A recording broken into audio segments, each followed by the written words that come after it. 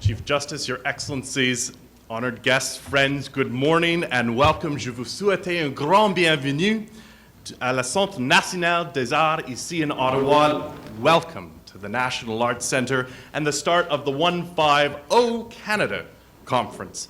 My name is Peter MacLeod and I'm one of your co-hosts, and gosh, this has been a long time in coming. 52 years ago, some 32 organizations came together, and in 1958 to begin a similar discussion. Their plans, visions, and more than a few crazy ideas began a legacy which shaped this country. No one asked them. No one gave them permission. But they were animated by an idea of what their country could become, and we know that you've traveled here to Ottawa to spend 2 days with us because you share with them that same restless desire that has always given shape in Canada to a better country. This morning, we start a big conversation. This is the first major event to begin imagining and planning the sesquicentennial, the 150th anniversary of Canadian Confederation in 2017. And so I want to start by dedicating this conference to two extraordinary people, Roby Kidd and Frida Walden. The longtime head of the Hamilton Public Library system, that was Frida, and the founder of the Canadian Association of Adult Educators, that was Roby. It was Roby and Frida who 52 years ago invited those organizations to Toronto and staged the first big think about what the centennial could become. Their genius was to imagine Canada's centennial as an opportunity not only to celebrate, that was easy, but to learn more about ourselves, our neighbors, and our country. And they taught us two important lessons. The first was that centennials belong to citizens. It was citizens that led the way to 1967, not governments or politicians. Canadians across this country made the centennial their own, and they hosted their neighbors and the nation with an inventiveness and a determination that at once celebrated the country and redefined it. The second was that anniversaries can be catalysts. They can expand our sense of public imagination and purpose. And this is rare because too often, I think, societies are forced to make their biggest decisions in times of crisis. But what we're talking about for the next 2 days is the exact opposite of a crisis. It is, as Roby and Frida knew, an important occasion to ask three very simple but powerful questions. And so, as at 100, so at 150. Where are we? Who are we? And just where are we going? So this is about thinking big and thinking deep. And it's about seeing that others have the opportunity to do the same. The job of this conference is to make up for lost time. Over the next 2 days, we are embarking on a crash course. And so, as you may already have guessed, this is not your typical policy conference. And I want to be clear about this. To start, we have 25 extraordinary speakers. This is a big, even ridiculous number for one day. But they are smart, good people who are going to fill our heads, challenge us, and work to get us all up to speed. And their job is tough. We've asked them to do the near impossible, distilling everything they have to say to just 10 minutes before introducing the next speaker and passing the mic. But this is how we're going to go.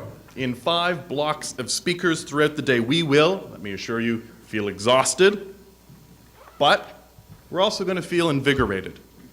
And questions. You will have questions. You will have comments. You will be burning to have your say, which is good. But know that today is cram school. It's about momentum, and we're all going to be gasping for air just to keep up.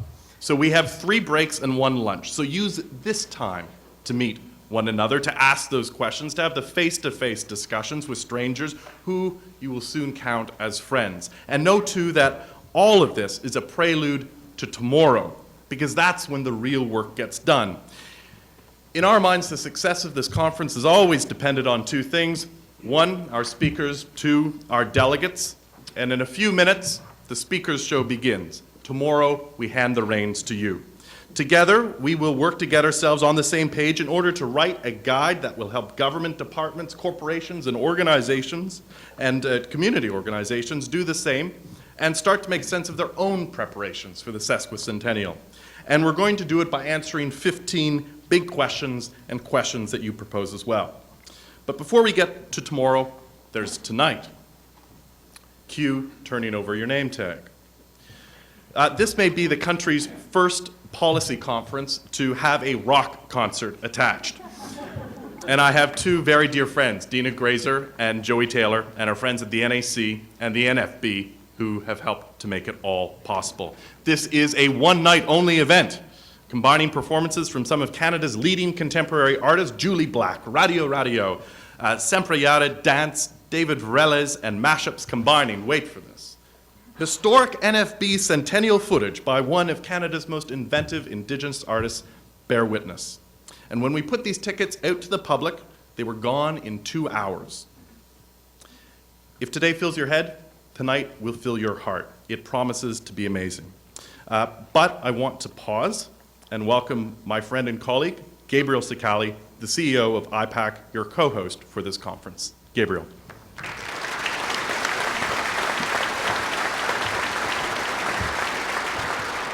Merci Peter et bienvenue à tous, tous les délégués qui sont venus d'à travers le pays pour partager ces 2 jours avec nous.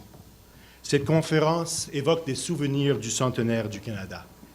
For those of us who are old enough to remember 1967, Canada's upcoming sesquicentennial promises to be Canada's next big year. And the Institute of Public Administration of Canada is proud to be playing a small role in launching this exciting journey. For this conference isn't an end. It is just the beginning of the road to 2017.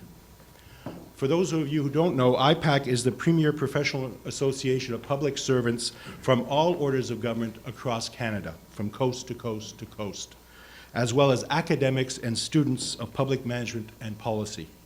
Since 1947, we have espoused and promoted what is best about public service. Through our 17 regional groups, we bring together public servants to learn, to network, and to debate issues facing public service in Canada and around the world. For us, imagining and planning how Canada will mark its sesquicentennial is as big an idea as you're likely to find. This project exemplifies the creativity and entrepreneurship that we think Canada needs and that ought to define a 21st century public service. We're delighted to play this role for this conference. We think it is important and appropriate that the public service help hold the space for this conversation amongst Canadians. And we are going to be the champions for the sesquicentennial and the opportunities it represents to Canadians. Before we begin, I would like to thank our partners who have played such a key role in making this conference possible. I don't think there's a Canadian left who didn't notice that little banker in the bowler hat who cheered on our athletes during the recent Winter Olympics in Vancouver. But supporting Canada and cheering on Canadians isn't new to RBC. They've invested in building this country since their founding. They played a significant role in 1967, spurring corporate Canada to think big and backing big ambitions, and we're very grateful to count them as our signature partner for this conference. We'd also like to thank Open Text, a company from Waterloo that exemplifies the spirit of innovation and competitiveness that is powering our economy and bringing Canadian ingenuity to the world. Je veux aussi remercier l'Office national du film du Canada ainsi que Bibliothèque et Archives Canada, 2 institutions publiques qui partagent le mandat de recueillir et de préserver le patrimoine du pays et de le rendre accessible à tous les Canadiens et Canadiennes. Their enthusiasm for this project has been infectious, and we deeply appreciate their interest and support.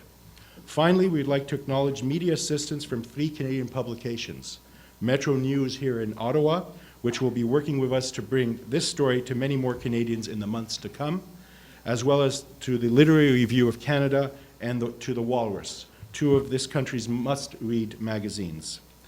We have a lot of work to do over the next 2 days, but all of us here at IPAC and at Mass are keen to roll up our sleeves and get it done.